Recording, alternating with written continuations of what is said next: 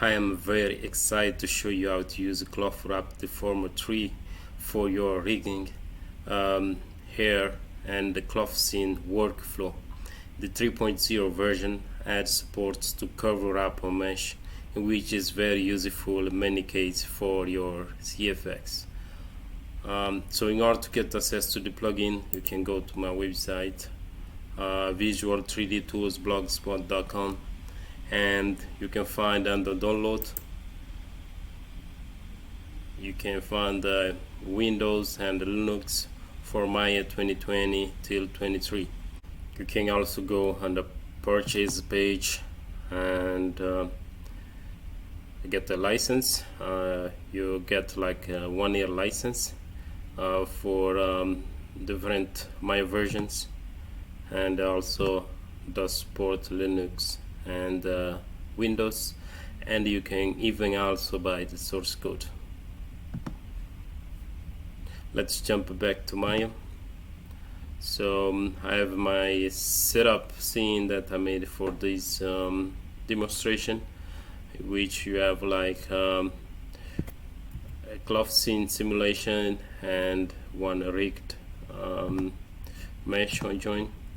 So you can see basically a low-res sphere which would be used to drive the high-res meshes.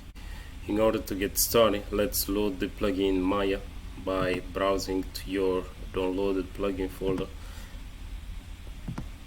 So yeah, I already have loaded, but I will show you. You can basically just select the plugin ClothWrapDeformer.ml or .sco if you are in Linux. So that should be loaded fine. So because I already have loaded, so I can just go and find some more information about the plugin. So you have the commands, which is important. So this is a cloth wrap is the command, and the deformer node is ClothWrapDeformer. Alright, so let's get started. Okay, so in our scene we got for example this skin mesh, which is like a small sphere, which I already show you guys, but I can show you again.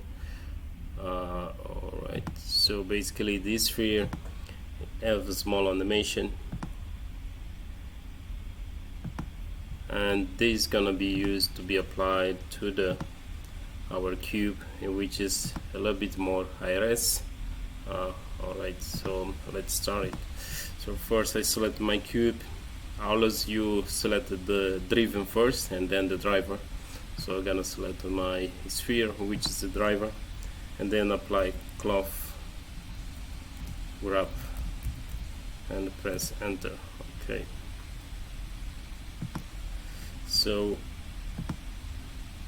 basically our cube is following the sphere and the formation look great. Imagine this is high-res bud part, which is already wrap on top of low-res, so we can basically apply the curves wrap on top of it, kind of the workflow and a scalp and hair guides.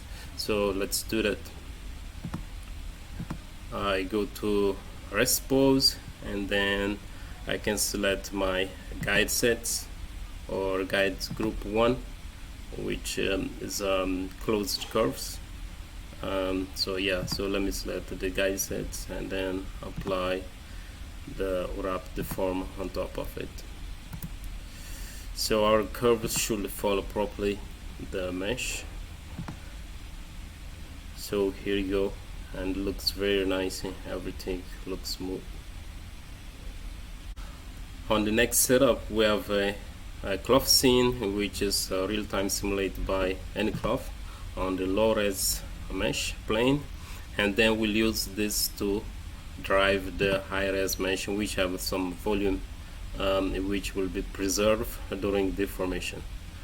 Alright, so let's go to the rest pose again, and as you see there is some offset between the two meshes, which will be preserved by the ClothWrapDeformer as well.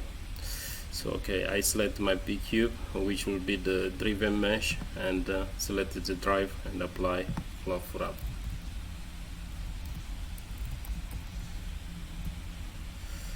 So now if I play the animation, so the high-res mesh should follow the low-res mesh. So basically you can see the deformation is great, and the volume with the edges and everything looks amazing. So yeah, so this benefit about using the ClothWrapDeformer 3. And next, let's basically apply some guide curves, which like you're doing workflow, such as apply the fur to the carpet. So we can basically select our guides curves, and then select the cube, which will be drive the guides curves, and apply cloth wrap.